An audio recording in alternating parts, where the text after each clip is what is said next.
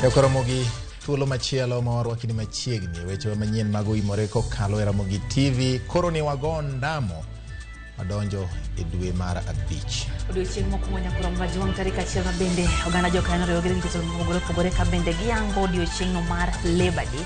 Akia ni mari odhi nade, but ipar ni ma en odiochieng'no mokwongo mar Labor Day ma oganda noyango nyaka ne tend Kenya Kwanza chakre pachoka. Nywa penjo kago tieno ni in ja labor koso in labora. Nyiso ni ka in labora to dipo ka samoro kata mana gombo mari mar ne yudo medruok mar osara ne ok ochopo kare. Pano abiyesi bende koro oganda jo Kenya pod neno pek mar ngima ochumi pod dhi mana ka gima bedo mapek ne oganda jo Kenya. Kata kamano bati nyalo pani ma no winjo bed sirikand hasla ne geto mondo mede gima mati. Kata kamano oganda mano yuoro nyakwara Ramogi ka geno mondo meri gimoro owagi lwetgi nono diche makawuono mar Labor. Bende en seche machuok kende ka kweth mar Azimio la Umoja wan Kenya Lance pau siasa oramo ni kiny sa 12 okinyi kwara Mgajuang gi bago ng'anyo e pachoka. Obila bende odhi nyaka e dala kod kanisa mar jadolo ma Galagala Paul Mackenzie ka bende wamenyo ni kama Ezekiel Odero ma en jadolo mar kanisa mar New Life Prayer Center ne owuok e gwenge mag Rusinga County ma Homa Bay. Mago to nyaka gimoko mbende ntiere pau tu Kenya Kwanza Mgajuang to kaka pile magi e thuond weche. Kuanzia mwezi ujao tutapeleka Hustler Fund katika awamu ya pili. De jatich moro amora matie Kenya ka ohero ni mondo mede pesa marom gi kaka ngima en. Jotich owagi lwetgi e nyasi mar Labor Day ka piny owacho jiwo mana meto mar omenda mag kungo koda eri. On our planned protest rallies, we confirm that they are on tomorrow, beginning 6 a.m. We still urge them to consider to proceed in the bipartisan talks in Parliament. Kweth mar Azimio la Umoja wan Kenya Alliance oramo ni ng'anyo margi chakore kiny kata doko ni obila oyango ni ng'anyo go dhi ataro mar chik. We are going to be doing the autopsies in teams. Any of our people have their organs missing, we will tell the world. There is nothing we are hiding. That is the truth. Obila mago kwach kich nono chal mar kanisa mar Paul Mackenzie mane olori higni 5 mokalo e kinde ma piny owacho yango yaro alwora mar nonro ma Shakahola nyaka Chakama.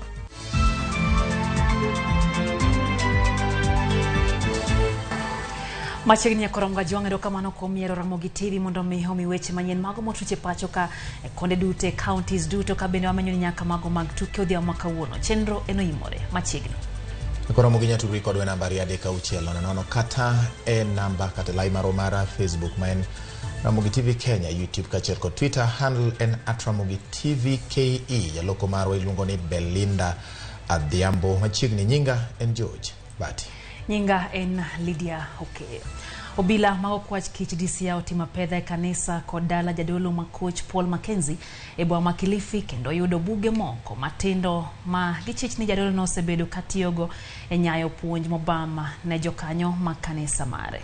Magi timore kinde ma jatend migawo mar arita Kithure Kindiki ne otimo limbe gwenge makono kendo golo siem ni ng'ata ma nonro biro yango ni otudore kod puonj mobam mosebedo ka inyayo kod jadolo Paul Mackenzie biro lugo dwaro mag chik. Kindiki olero ni lokruok manyo timne apisa mangarita e county no en maneno ni oyanga dier e tho mar oganda buora ma itudo kod din mar Mackenzie. Komanda manyien mar obila manyo ter Kilifi chako tich kendo gibiro tiyo gi ndeke mag obila e manyo jokanyo mag din Mackenzie ma pod opondo e bungu ma Shakahola kod Chakama.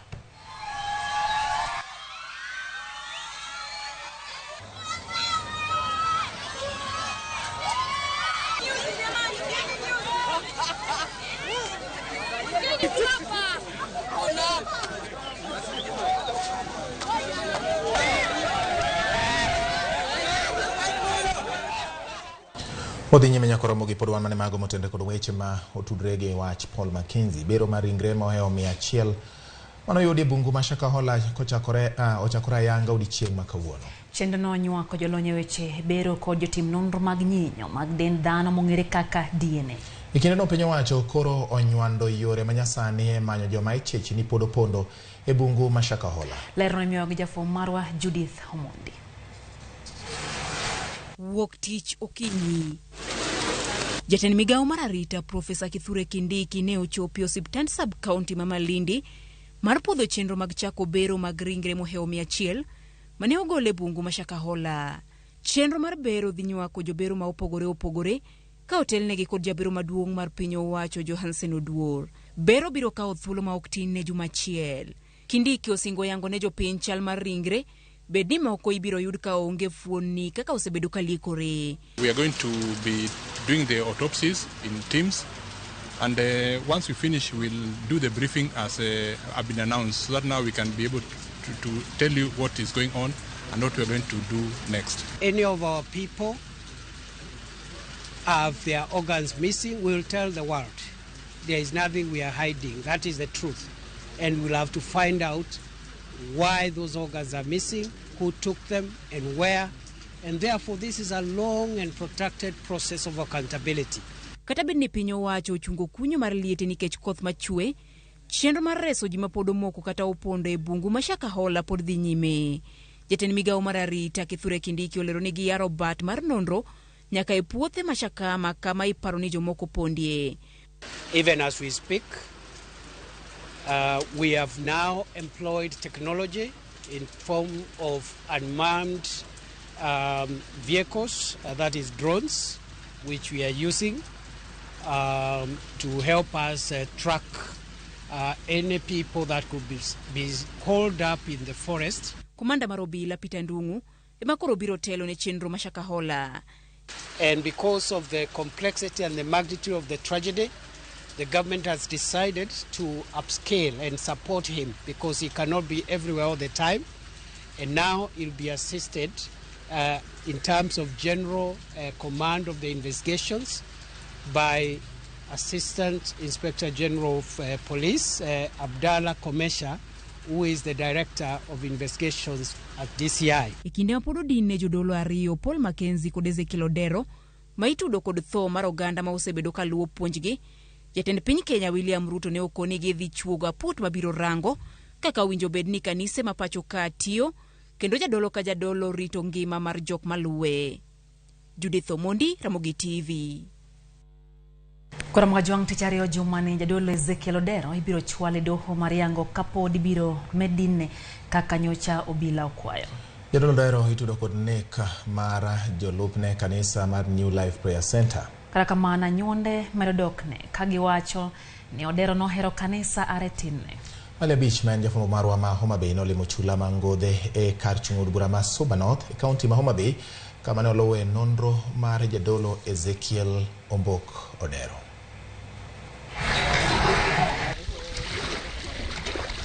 Gweng Mangodhe kar chung'ud bura ma Suba North en chula manie nam Lolwe kama nonyuole Pastor Ezekiel Ombok Odero masani obila ogeng'one bang' kane omake e wi seyo moko mag nek mag oganda mathoth e kanisa ne mar New Life Prayer Center. Ne watimo limbe dala wuongi kama orade gi jogweng' kod anyuolane mane kod lit kalore kod meko mare. Pastor Ezekiel ne onyuol kendo chako sombe e skul primar Mangodhe ka jogweng' wacho ni ne en ng'ano manohero kanisa chakre tin kendo ne en jakanyo motegno mar kanisa Dwen Mangodhe.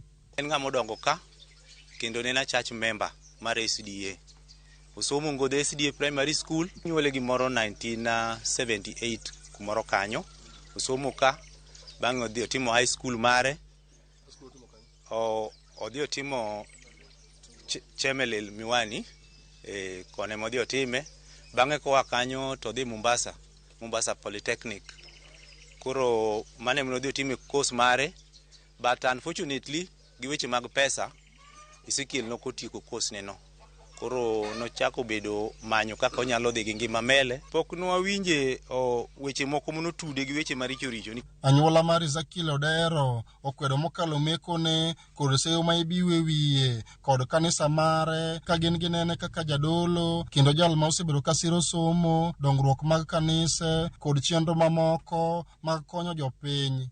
An kaka dagi awuotho kode kwaya ka wawer kode kuonde mang'eny kaka japuonj mar kwaya mar SG Church. To Ezekiel kano duogo no sike kanisa mar Nyasaye kendo notimo tije mitime kanisa mar Nyasaye. Kochopo kama koro wuok kaka dhano nyalo wuok mondo dhi omeny oko, Pastor Ezekiel pok ne wiyo wil gi kanisa mar Ngodhe. Pastor Ezekiel nyocho biro Ngodhe waka gi jogene kendo mwalo kai manupie gi ndege piny ka kobiro. Pastor Ezekiel ondiko ne nyathi ka nyathi fi manorem balance mane nyathi ni go kata ni mana gi siling 100 balance no miyo ji mondo nyithindo som.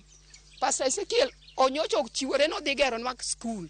Osegero mabitedni osegoyo te. Koro kiwacho weche miwacho go ta an awinjo ka chunya lit kaka dagi mong'eye monyuole kanene. Nodongo dala ka osomo ka oleme SDA maka koro nyaka nochako dhi Mombasa kuro koro kwa winjo gigo to gin gik mwang'eyo. Jogweng' wuoro gimomiyo sirikal tudo wuodgi no kod Paul Mackenzie ma bende nitie lweto bila ka itude kod thoe mag jolupne. To nikech wang'e ni wachni nie court, wagombo mondo mi en bende oyud ratiro mar bedo ni onyalo yalo koya gi oko mondo mi wanene kaka pogruok nyalo bede e kinde gi ng'at machielo ma itenego ni mondo wach wuog male nikech neno ma waneno kata mane social media ka nyiso kaka igolo gik moko e lop Mackenzie. Joma to pok waneno, joma kawo gi muchari mitero gi pok waneno. En evidences mage midwaro mondo miseki obed thuolo. Giketo geno margi ni Ezekiel Odero biro yudo ratiche doho tich ariyo jumani. Ali Beach, Ramogi TV, Homa Bay.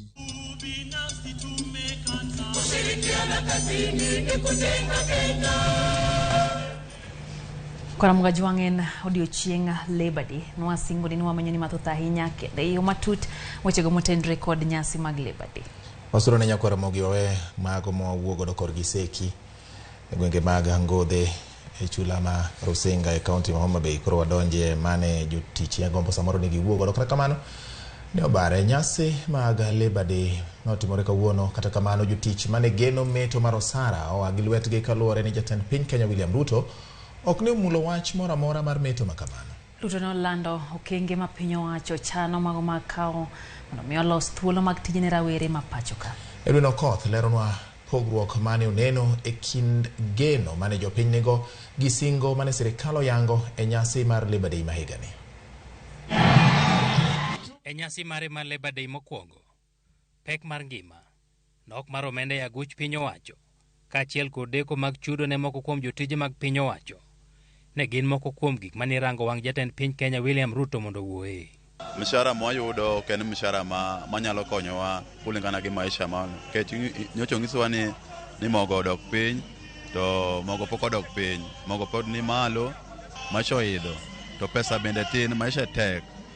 De jatich moro amora matie Kenya ka ohero ni mondo mede pesa marom gi kaka ngima en, nikech ka wadhie the necessary commodities bech gi ng'eny. Seche moko iyudo kata ni donje supermarket gi siling 10,000. Chon 10,000 ni timo go shopping maturi atura. To sani 10,000 no idhi go e supermarket gik miago iwuoro ni jogi omai, but it's the reality. Jatend piny ne okawo thuolo no mar yango gigo ma piny owacho chano timo mondo los thuolo mag tije ne rowere kaachiel kod kaka inyalo ber alwora ne jotije mamoko. Kuanzia mwezi ujao tutapeleka Hustler Fund katika awamu ya pili, mahali sasa wewe mfanyibiashara wa kiosk, wewe mfanyibiashara wa kinyozi na wewe jamaa wa bodaboda unaweza kukopa shilingi 10,000 hadi shilingi 1,200 kuanzia mwezi ujao. Medo chindo mag gero udi, manyo thuolo mag tije pinje maoko ne jo Kenya maonge tich, pero lwasi mag ohala ne johala matindo tindo, kaachiel kod jiwo pur kod chiche mapachoka, gin moko kuom singo mane jatend piny Kenya oketo ne jopiny. Tuko na nchi nyingi ambazo wanatuuliza wanataka wafanyikazi wa Kenya. Chancellor wa Ujerumani atakuwa hapa Thursday. Na katika hiyo mkutano tumekubaliana tutasign bilateral labor agreement ili wananchi wa Kenya wapate nafasi, kwa sababu wametueleza wanahitaji wafanyikazi milioni 250 kila mwaka Ujerumani. Ruto ne ojiwo chiendo mag kungo ka osiro meto mar omenda mag NSSF kaka yo mar bero ngima ne jotich e kinde mag idhi e rutaya. Jatend piny bende ne osingo bero chiendo mag thieth ka ojiwo geng'o moloyo thiedho tuoche. Every county that contributes whatever money, we are going to match the money you are contributing in making sure that we have community health promoters that are going to help us to prevent diseases, to promote health among us citizens in a manner that ensures that we begin from the bottom going up. Gikone, pek mar ngima, ahinya to nengo mar mogo ma jatend piny Kenya ne oramo ni osedok piny, ne pod omoko e chuny oganda makoro dwaro mondo okaw okang' moloyo. To bech mogo mana ni piny samo wache no to kwa dhi e dukni bech mogo ok ni piny. Koro imanyo koni mateni malo kocha en piny e dho TV to kidhi kama ground kama iyude to onge. Koro ko president koyie to oorno jomoko mondo miyo gik mowacho to badie to kotamore to manyo yo machielo nikech mando koro wacho to kayiem. Ne moko kuomgi singo ne ok oluongo kuonde mane gigeno. Waparo ni kiwuoyo kuom jotich to wach jopuonj mag nyithindo matindo bende nyalo par ni mondo ndikie mang'eny nikech skunde mang'eny manie pacho ka pod onge jopuonj mondi kod county governments. Koro wabire nyasi lakini ok aka waromo. Wachalo jomoa gi dhogi ok waromo ahinya. Nyasi mar Labor Day kawuono ne timore kinde ma nengo mar ngima osebet kadhi malo kendo oganda mathoth noyworo ka gin gi geno ni osara inyalo medi. To kata kamano kendo koro dong ni chieno ma jatend piny Kenya nolando kawuono dhi kelo thuolo ne jogo mapok oyudo tich kendo bero lwasi ne jogo mapod nie tije mopogore opogore. Edwin Okoth, Ramogi TV, Nairobi. Kapod wang'iyo mago mag Labor Day nyakoro ngajwang jatend piny Kenya William Ruto medo seyo ng'anyo mar azimio la Umoja One Kenya Alliance kosingo timo duto monyalo mana maneno ni orito mwandu oganda jo Kenya mana kaka nosinge kinde mana ochawo kaka jatend piny Kenya mapacho ka.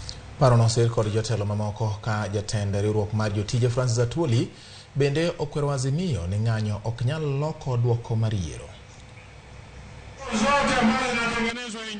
Ne en nyasi mar dhialo jotije mapacho ka motis ni Labor Day mana obagi alap ma Uhuru Gardens e county ma Nairobi. Kenya National Union of Teachers. Nyasi mano kelo kanyakla jotend siasa mathurka ahinya mago mane piny owacho jotelo mopogore opogore mag kembe jotije kod oganda jo Kenya mamoko.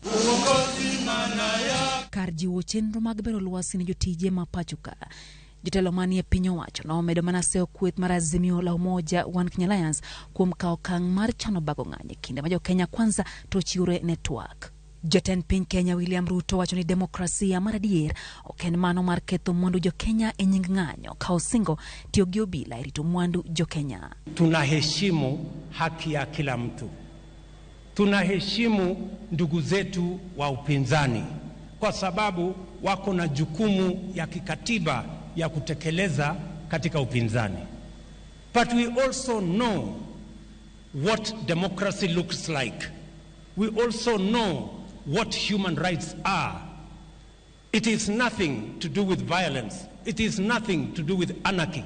It is nothing to do with destruction of property and destruction of livelihoods and destruction of people's businesses. Badala ya fujo na vita, tuongee bunge. We have a government, and that is why our security agencies are paid to protect the lives, the property, the businesses of every citizen of the Republic of Kenya. Jalup jatend piny Kenya Rigathi Gachagua kone kweth mar azimio la Umoja One Kenya Alliance ni kagin gito ewi tend jatend piny Kenya William Ruto to gichom par jot mare tir kata pisi moko mag piny owacho moloyo ketho mwandu jo Kenya. We still urge them to consider to proceed in the bipartisan talks in Parliament. In the unfortunate event that they decide that they don't want to go that route, and they want to go to the streets, they must understand that the president has a constitutional duty to protect life and property. Jatend migepe mapacho ka Musalia Mudavadi wacho ni ng'anyo biro ketho sama jopiny onego ketie chenro mag dongruok. We have no time for unnecessary distractions to the economy. It is time for us to close ranks, pull together, and work with the government and make sure that we can enhance the stability, particularly economic stability, of this country. Jagoro mar kotu Francis Atuoli oloko wende mar seyo piny owacho kakoro kwa kweth mar Azimio la Umoja One Kenya Alliance mondo yie gitend William Ruto kendo gisud mbele wirani kano oseyomba Azimio e yiero mokalo to kata mana ng'anyo ok nyal golo tend piny Kenya e lwet William Ruto. We were calling Raila the fifth. Little did we know what sort of guns you had. Sisi katika Azimio tulikuwa na president, tulikuwa na mawaziri wa internal kama wakina Matiang'i, kifua kubwa, nguvu kubwa, tulikuwa na pesa,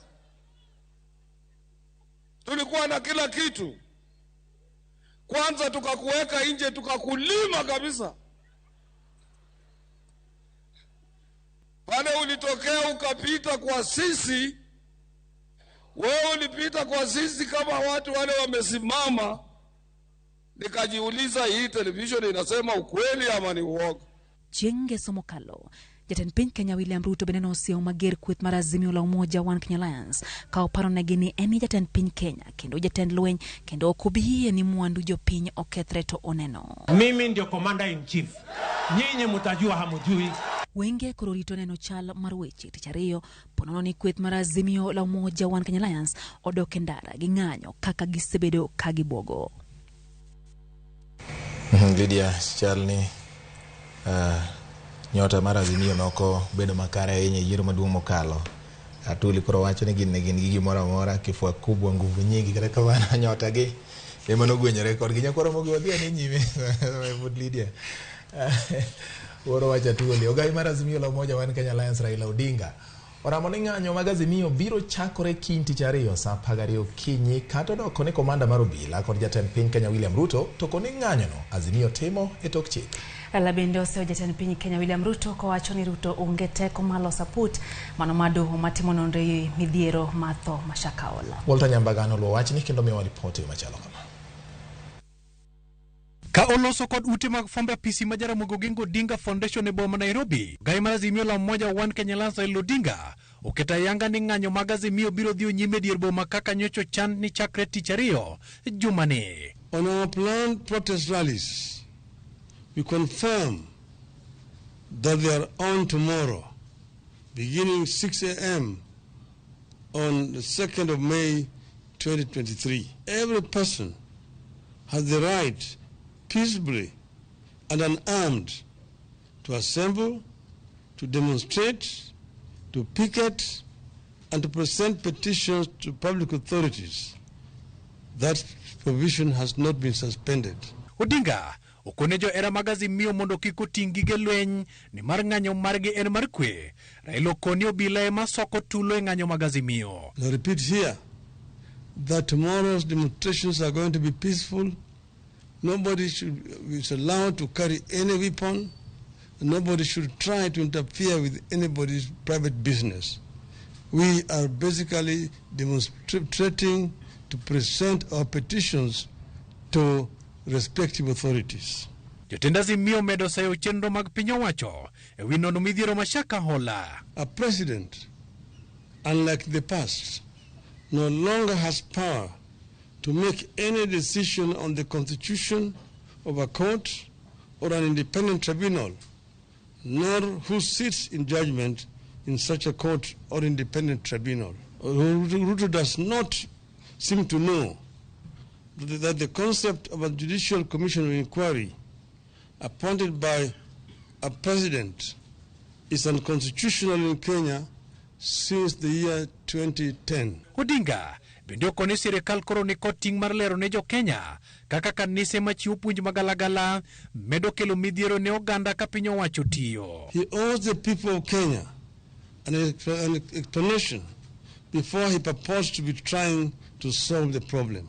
These so-called pastors proceeded to deliver prophecies and promise miracles about how Ruto would perform as a president.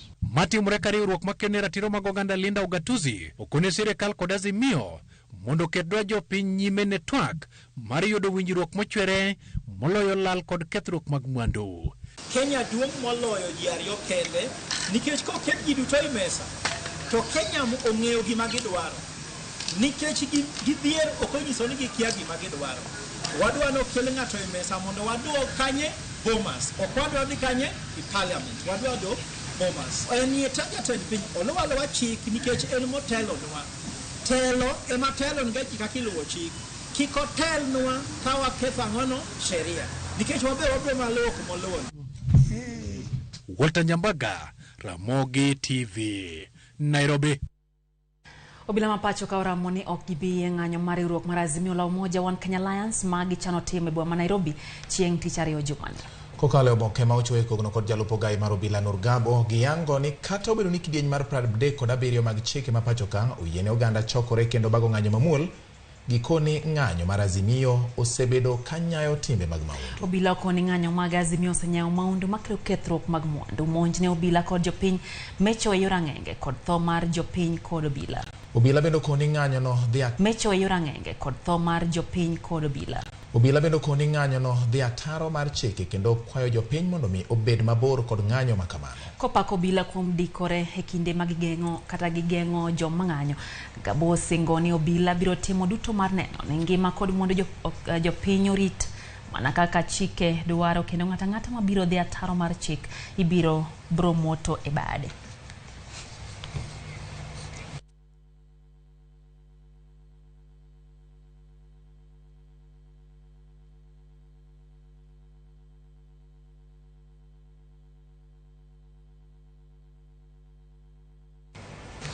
Nokoro mogi podwane motene kod weche mag ng'anyo kuro da winjane duond oganda mag luongore ni jodong Luo. Moko kuom jokanyo mag riwruok jodong Luo bade ma Kindu Bay okwedo ng'anyo mar kweth ma Azimio la Umoja One Kenya Alliance chano bago dichieng' makiny e boma ma Nairobi. Giko gai mar Azimio la Umoja One Kenya Alliance la Mulodinga mondo were gi ng'anyo kendo chiw thuolo ne twak e kindgi kod piny owacho. Giwacho ni ng'anyo ma osekalo osekelo midhiero ne jopiny kendo nyalo thiro dongruok ahinya e gwenge ma Nyanza. Tiegre nade kombulu nyocho sepogogi ma William Ruto bedo president mar Kenya mane jo Kenya kwe te ma koko ne onge ne keche ne pinyo ombulu sepogo pod kor ka wachango madera kor komako piny Kenya wakwaye gi duond jodongo mag Nyanza niko yie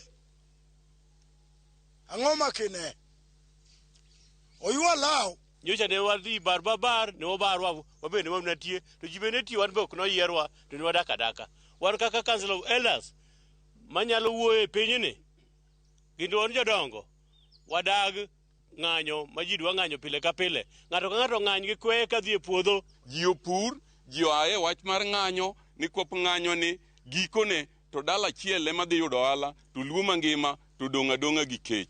Waseyudo ni wan gi nyithindo mwanyuolo mang'eny magin professionals to kaka koro gidoso wigi e sirikal otamore nikech wan tijwa kwang'o mi tidhi ng'anyo. Wakwayo ni nyithindwa mosomo monwang'o somo mar digri mokwongo, digri mar ariyo, digri mar daktari kata mosepuonje classes mobedo professors. Yieuru tamru gimoro ni ng'anyo. Jatend riwruoge mag jotich Kotu e alwora ma Kisumu kawuono riwore kod jowetegi e dhialo odiechieng' jotich akoro gidwaro ni mondo ober lwasi mar jotich. Gimedo duongi e kwayo sirikand kaunti ma Kisumu mondo chwal osara ne jotije kaunti e saa mowinjore. Jotije kaunti nobwogo ng'anyo mana thuolo machuok tok jochiw thieth ma Kisumu mene nodhi e ng'anyo. Bende gidwaro ni tend kaunti ober lwasi mag tich ne jo ohala matindo ma osiko ywak ka ne giwito thuolo mag ohala ka idarogi koa e chiro achiel nyaka e machielo. Solidarity forever, for the union makes us strong. Wang'eyo ni jotijwa mag county government pok oyudo mshahara kuom dweche 3 mosekadho kendo gineno matek ahinya. Wakwayo mondo sirikal maduong' ma Nairobi nikech wang'eyo ni gin monego gikel pesa no mapiyo mondo chul jotich. To kata kamano wawacho ni to kata sirikal magwa mag county ok onego bed ni obet abeta ni gimemore ni ging'iyo mana pesa mamalo cha. Nyaka gin be gipuonjre loso pesa. Ok ginyal bet ni gidwaro ni pesa mamalo cha ma gidwaro to gino giloso pesa ka. To yo mar loso pesa en nyaka obed gi kambe ponge marego kendo maloso gik moko minyalo usi. Kikomi ogore piny nikech jomoko jomibadhi moko nouso kikomi. Ka giuso kikomi to koro tinde kikomi en kuma ng'ato okete terela emokete tende ne mopak kanyo kikomi ok ti to kikomi no kende oromo ndiko nyithindo mang'eny malich.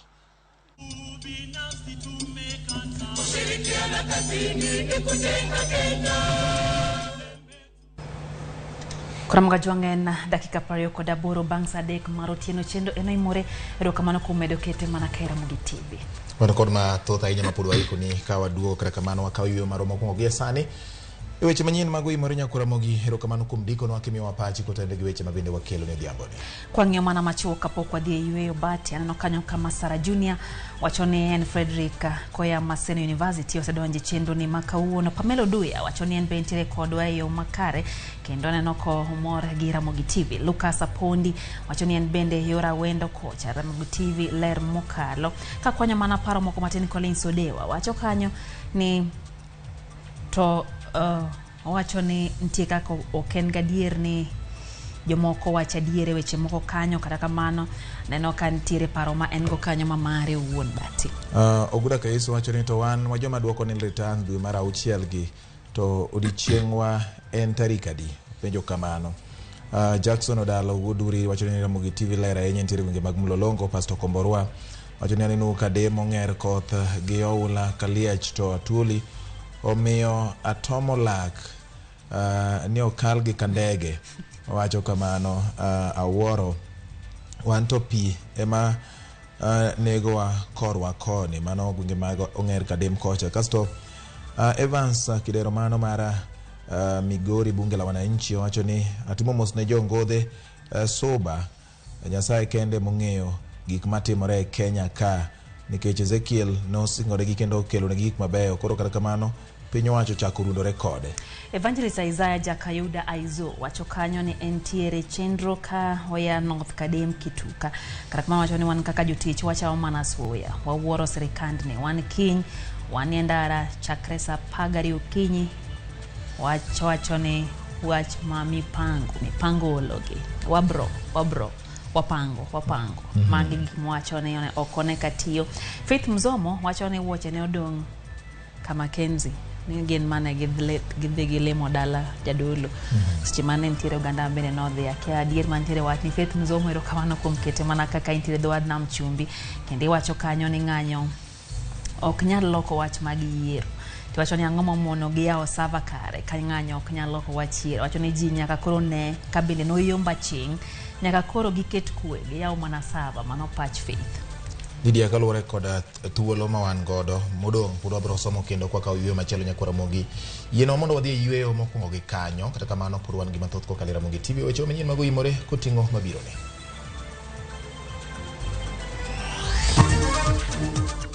Achiedh nade omako jodak makano ombaka bang' oula monjo gi nyaka skul mayande gi jotie. Asset finance, import finance, insurance, salary check of loans, civil servant loans. Mwananchi Credit has you covered. Mwananchi Credit, investor in people.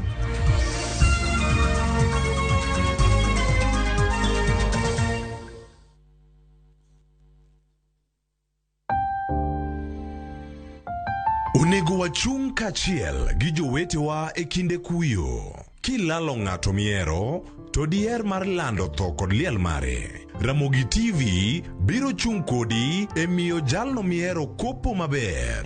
Inyalo gocho e namba 011 09 22 773 kata 0785 40 38 20.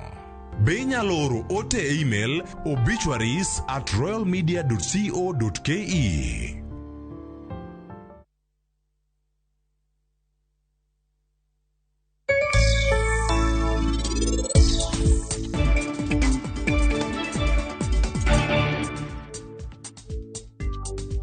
Anadwaro mondo timni malit mana kaka ni timna malit kuom higni 15.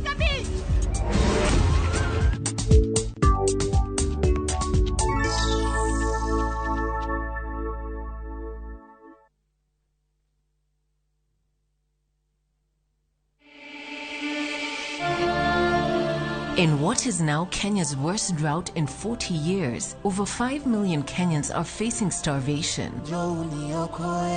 And almost 1 million children are staring into an uncertain future due to hunger and malnutrition. The situation is predicted to get even worse in the coming months. Our time to act is now. We have always been there for each other in the spirit of togetherness. One people, one nation. Together, we can help children in the worst hit counties to have a tomorrow to look forward to. Every help counts. To send your donation, dial *802# on your phone or visit www.saidika.co.ke, an initiative of Kenya Red Cross Society and Saidika.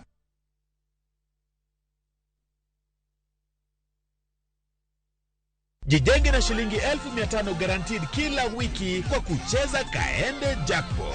Shiriki kwa kutumia 50 bob pekee, cheza na Autopic kwa kutuma neno KJP kwa 29063. Not for persons under the age of 18. BCLB number 416.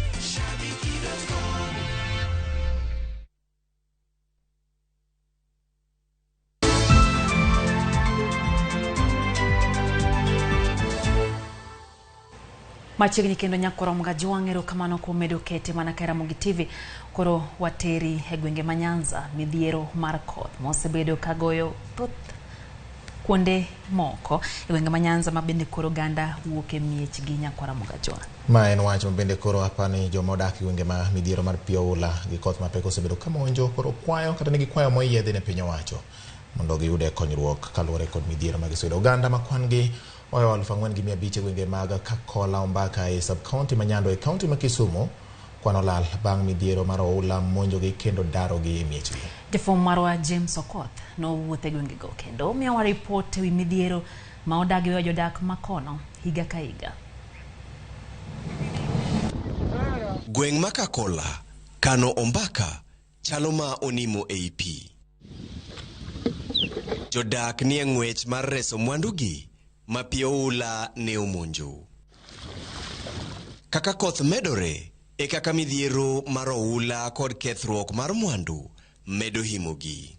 Oula jimbore kaluwore ni aora Nyando bende opong' kendo keyo pige e gwenge ma alwora no. Achiedh nade okwako jodak. Ochuno jolupo moko manam lolwe mondo ojuang' tijegi mapile kendo ochop ores oganda ma pi odinonegi e mier.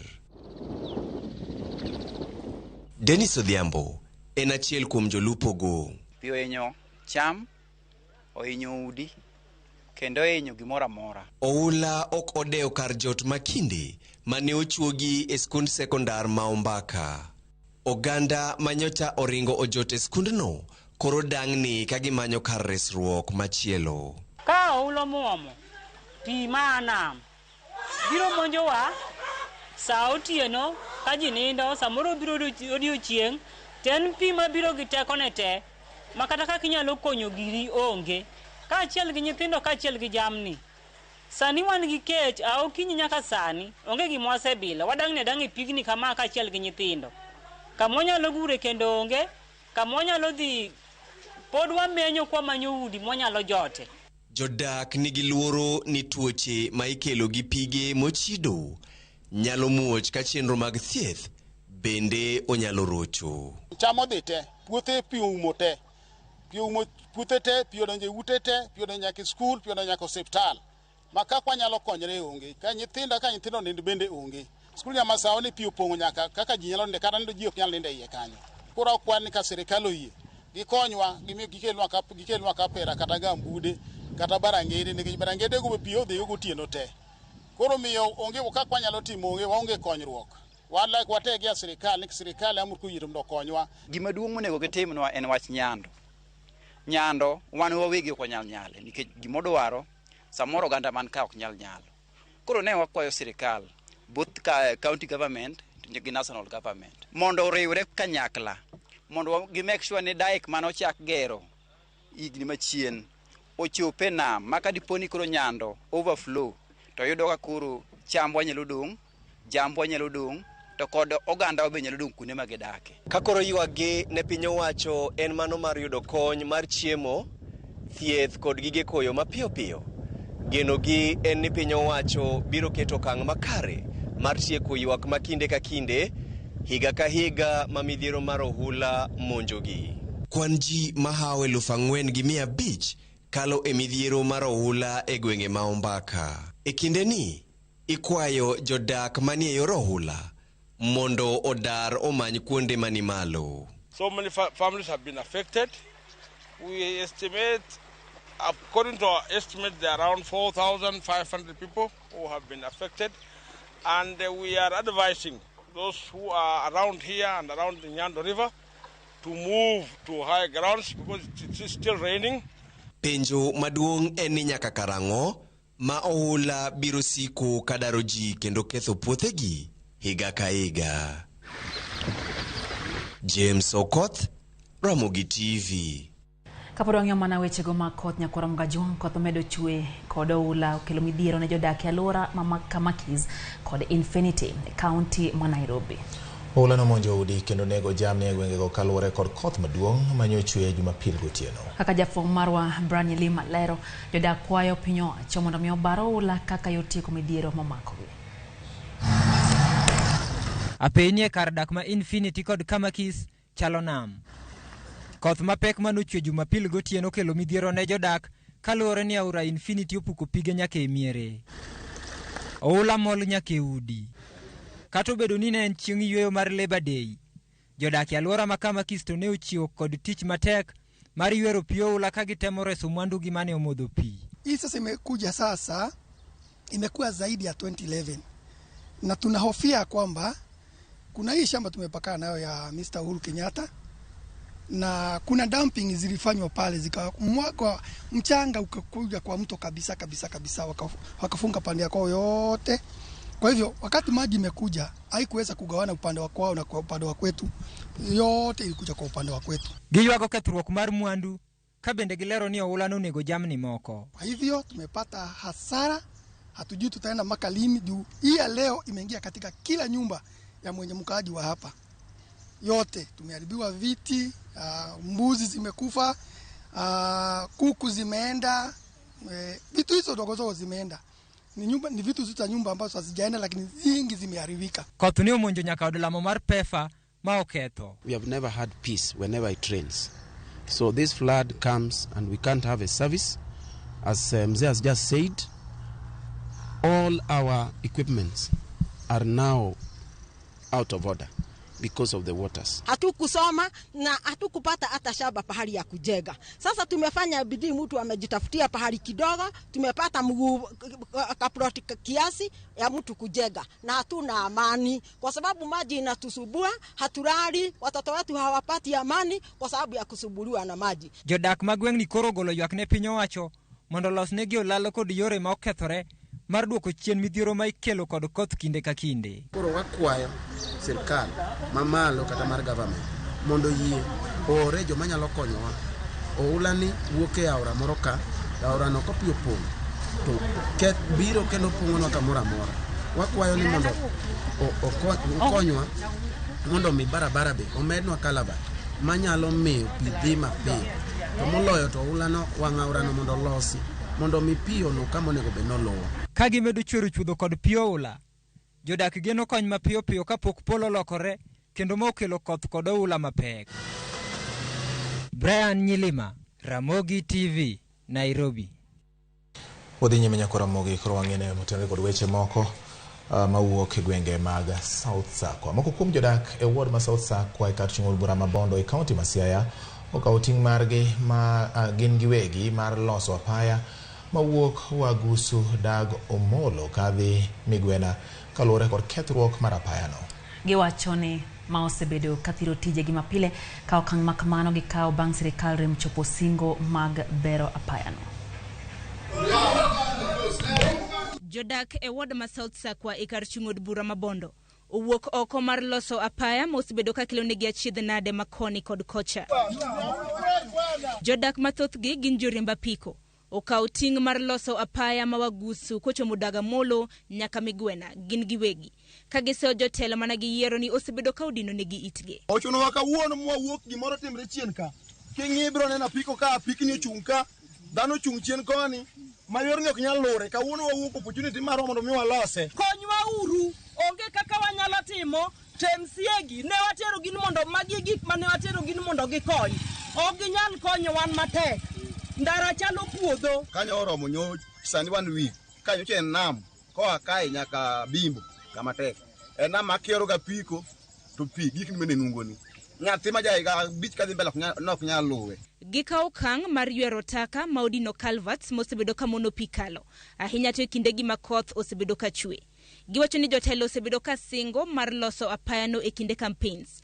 Bang'e to onge gimoro amora ma gisebedo ka gitime. Akwayo jok mano wagone gi ombulu mondo giduoge chien mondo ging'e ni nitie jopiny mano gone gi ombulu man gi chandruok mabor mapok odwaro yudi. Nyithindo ok wanyal ore chiro nikech pi dhi kodgi ikwanyo gi mane yalot ka gidhi nam. Puothe mantiere kanyo bende osebedo floodish kabisa maonge ka cham nyalo chiek. To man nikech ndara kuno pi mane jotinga nobaro to koro kalbat ok nyal kalogo, koro chuno ni nyaka pigno bi mi flood wi ndara malo.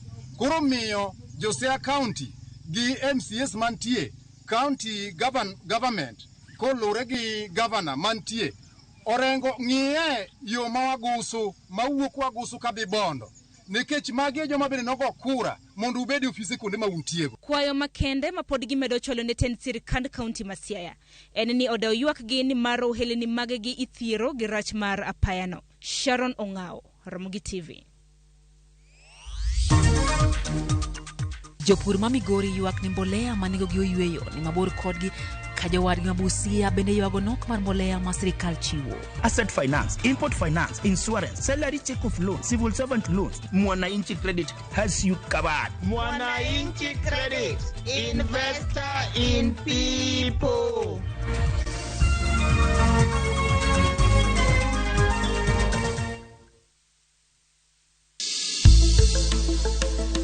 Riwri kodwa chieng' tich ariyo e penj laktar ka wadhialo World Asthma Day. Dr. Frederick Otieno mar Equity Afya Mirema biro bedo kodwa ka omiyowa puonj makare wi tuo asma. Penj laktar sa 12 odhiambo kik bai.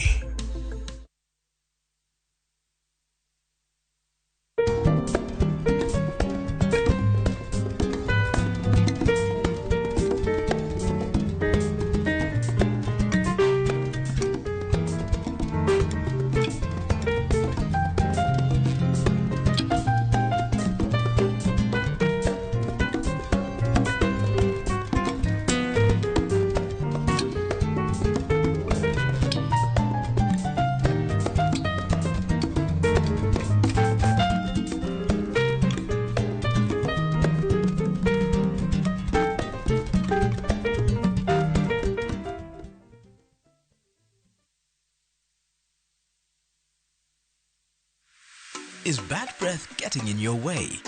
Freshmed mouthwash is formulated with fluoride and essential oils designed to fight bacteria that causes bad breath and tooth decay, working to give you a stronger enamel, fresher breath and healthier gums. For better oral hygiene, try Freshmed today. Available in ice mint and spearmint flavors in all outlets near you. From Tropical Brands.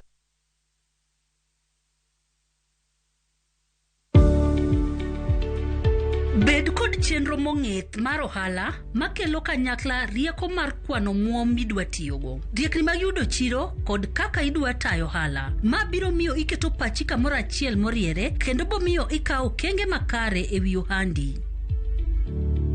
As a woman in business, let KCB fire up your female-led and made enterprise, KCB Flame. To find out more, call 0711 087 000 and visit us at any KCB branch countrywide.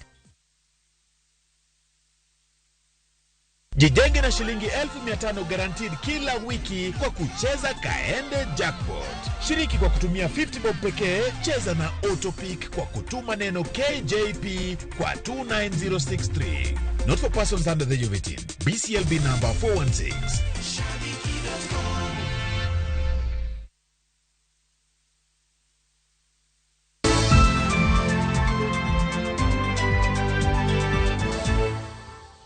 Wadhi nyime nyaka Ramogi jopur e kaunti ma Migori dwaro mondo mbolea ma nengone ogonyore ma ichiwo kod piny owacho oket machiegni kodgi ka giywak ni giwuotho ndamo mathoth ka gimanyo mbolea.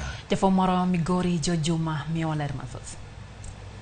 Jopur maloyo gana 100 ne ondikore e kaunti ma Migori e chenro mar piny owacho mar chiwo mbolea ma nengone ogonyore ne jopur e piny Kenya. Nyaka sani jopur mathoth dhi nyime kod kawo mbolea ma bende yudore e dechego mag piny owacho ma yudore e bombego mag Ntimaru, Suna West kaachiel kod Awendo e kaunti ma Migori. Jia Mirongo nyaka Migori, Jia Kuria nyaka Migori. To kowinjore japur owinjo hinyore, to government nigi yore duto te manyalo kelo ne gige e kor gweng'. E kinde ni ma jopur dhi nyime kod kawo mbolea, ywak bende koro kwako chenrone. Jopur ywak ne giwuotho ndamo mabor ka gimanyo mbolea, ka bende gimedo ni kata kuondego ma ikawo mbolea lai koro bor ma okalo nikech oganda thoth kuondego. Koponi dire headquarter e cereal board yudo ko line bor mang'eny. To government nigi teko mondo mi okel giri under ward ka ward, mondo mi jotich, mondo mi jopur yot ko gidhi kama chiegni to gikawo fertilizer to gidhi gipur. We are trying to work pamoja na shirika la National Cereals and Produce Board ili waweze kufungua laini nyingi, wakulima wakifika pale wasipate shida kuweza kuchukua mbolea zao na kwenda nazo nyumbani. Bende ywak nitiere ni mokuo mbolea gi ma ichiwo kod piny owacho e nengo ma ogonyore, koro moko kuomgi inyiewo kod johala ma bende koro miyo jopur ok yud mbolea moromo. Wan gi jo government ma cartels giuso fertilizer kendo miyo ji tich koro tich matek ni koro giwuok e lwet serikal kendo chake usogi. Kuna uvumi ya kwamba mbolea za serikali inawezekana zinaingia kwenye private agrovet na kuuzwa pale. Ninatoa mwito kwa wakulima ya kwamba ukitaka kuchukua mbolea yoyote tafadhali enda kwa National Cereals and Produce Board. Jopur giwacho ni chenro ni mar piny owacho mar chiwo mbolea e nengo ma ogonyore en mano maber kendo koro osekonyogi. Kata kamano, dwaro margi en ni mondo koro piny owacho tiek midhiero ma bende okwako chenro ni. Jojuma, Ramogi TV, Migori. Club mar Shabana ni kod lek mar donjo e lig maduong' mar KPL kanyaka sani gimako thuolo mokwongo e lig mar NSL. Asset finance, import finance, insurance, salary check of loan, civil servant loans. Mwananchi Credit has you covered. Mwananchi Credit, investor in people.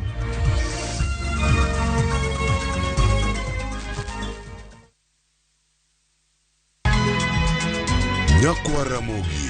Wachaka nigi weche matimore sa. Gige dongruok en gigo eko ma en hakili, ok en gime miyi gi mich. Buch jopiny. Adier gima dhi mbele sani, Trevor dhano kech nego. Alo, ber ahinya udhi nade? Wadhi maber Musa, pinjari penjo mibni godo no mar seneta. Tich adek ka tich adek, tudri gi jalendo Trevor Ombija, janding opanga jonyakach dendo nombija taya nyakwar guok kocha pesa. Sadek otieno, mane Ramogi TV.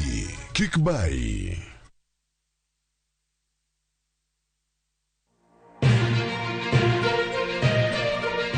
Weche manyien mamulo dhod chunyi maiye gin mago machiegni kodi. Weche thieth, anyuola, ohala to kata rita. Ka utuch to wan kode. Kotimore skunde e gweng'u ne wedeni kata osiepe magi duto wan go. Wan kae mar neno ni ng'eyo gima biro kendo bedo gi ikruok motegno. Onego ing'e gima timore e seche motimore mapiyo piyo, to mae e kama iyude wechego.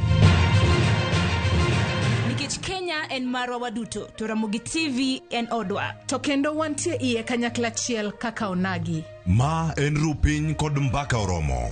E Ramogi TV. Sud machiegni mondo wago mbaka.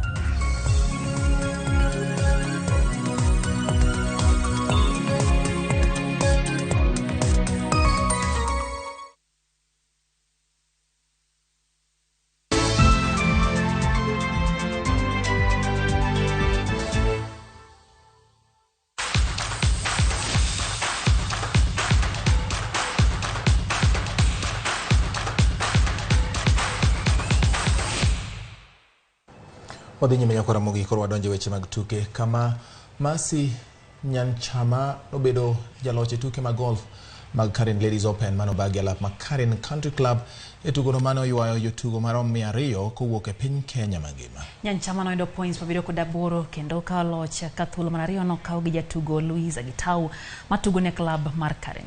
Agnes Nyakio notieko e thuolo mar adek gi points 79. E kidieny mar Division A, Wayo Mululu notieko e thuolo mokwongo gi points 72 kendo lo Naomi Kimata gi Rachel Day manotieko e thuolo mar ariyo gi 3 kaluwore. E kidieny mar Division B, Jeneliz Mutokta notieko e thuolo ma okwongo gi points 70 ma noyudo e tugono.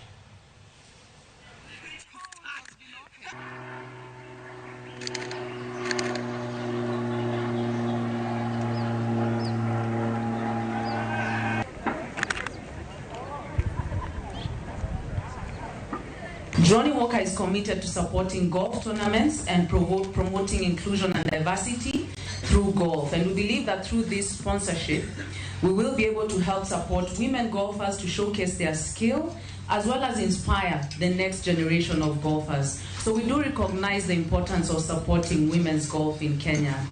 Kod menya kora mga jong tuke mag FKF Cup ochope tielo mar nus finals ka klip matuge lig maduong mar KPL biro rakore mar kanyo mar manyotiko mar club mabiro yuoro e tuke mag CAF Confederation Cup.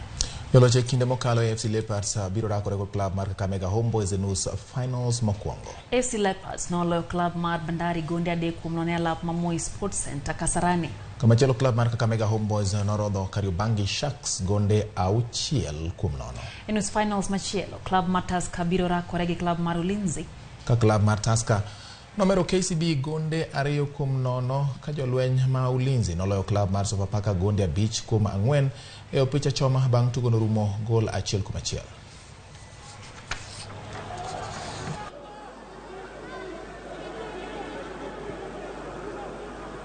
Odhi nyime club mar Shabana ni kod lek mar duogo e tuke adhula mag lig maduong' ma pacho ka KPL kanyaka sani gimako thuolo mokwongo e chung' mar timbe e lig ma piny mar NSL. Shabana noloyo club mar Marashuga Gonde 3-0 e tugo manobagi alap mag Gusii Stadium kamano nokelogi kata kelonegi geno mar kawo kombe mag NSL higani. E tuke mamoko club mar Migori noloyo club mar Mombasa Elite Gonde 2-1 ka Murang'a Seal norodho Kajiado Gonde 5-0. Shabana omako thuolo mokwongo gi points 48 bang' tugo tuke 22 ka thuolo mar ariyo omake gi club mar Murang'a Seal mantiere gi points 41 bang' tugo tuke 20.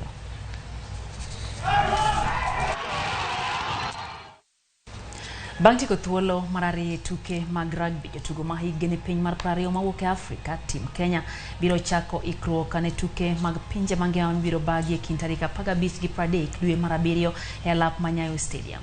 Chiegni notieko e thuolo mar ariyo e tuke mag Afrika ma bende nobagi alap ma Nyayo bang' tim mar Zimbabwe ma gin joloch higa mokalo loyo gi points 28-7. Chipo biro ting'o nying Kenya e tuke mag pinje mangima ka group mar gibiro rakore gi timbe kaka Spain, Samoa gi Hong Kong. Pool mar A biro ting'o timbe kaka Scotland, Uruguay, Canada kaachiel kod Zimbabwe. Kenya biro chano tuke mag osiepe kindgi gi tim mar Zimbabwe kaachiel gi klep matugo Kenya Cup kaka achiel kuom okenge mago maketo ikruok ne tuke mag pinje mangima.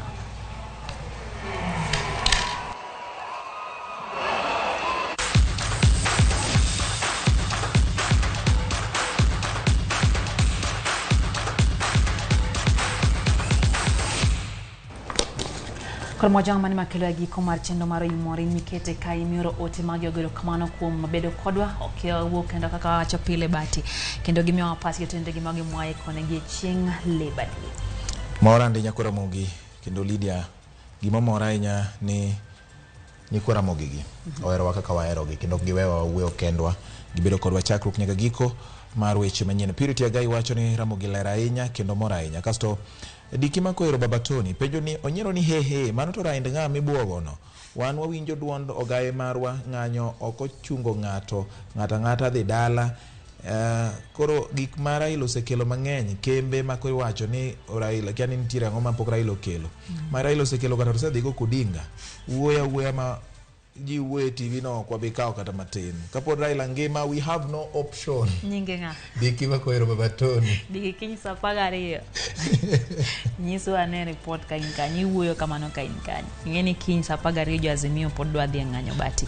Ubila bo wachoni entok chik. Koro waketo wangwana ni dibedo na adane no kanyo kabendi nitiere Marin haunda dache kantire gwenge mag Gwasi wachoni nitiere kodwa e chendo bati nikech saya no ka saoma ya wangwa dwa erosomo utegi mathoth kama otingo Samuel Ochanda oyucho mar seme benda no kanyo ka Otio kawuoko nyalo biro wachoni en bende nitiere kodwa e chendo ni bati. An bende daero mar somo gindi di kima koero mar osedhi Jaki Nyarmodi kachiel kod Wilberforce Otieno Wood North Kanyamkago Evans Agaya Mwalimu mano mar Ambira Ugunja Kocha kachiel kod Pastor George mar Jesus Fellowship Road mabende wacho ni eno kwayo Nyasaye mondo medritowa kendo gwedhwa kalure gi tich makare mwachiwo mar golo dok e jopiny kendo miyo jopiny ng'eyo. An donga mor ne Ramogi.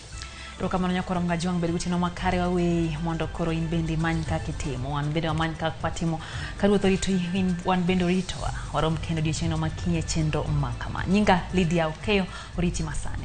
Rokamano kuom thuolo ni duto jaloko marwa bedo Elizabeth Belinda Dhiambo nyako Ramogi. Belinda Dhiambo nyoremo ng'ene giwuok e gweng' machal gin josiaya gi duto kato gigine dend gi bende dwa chalore wuoyo bende giwuo mang'eny gineno mag giwuoyo gi lwetgi koro samoro dipoka wang'io bag kata kamano Belinda Dhiambo moloko no weche gi tanya ko Ramogi chakre no chaki nyaka gie sani. Erokamano kuom kete Ramogi TV. Nyinga en George Bati oriti masane.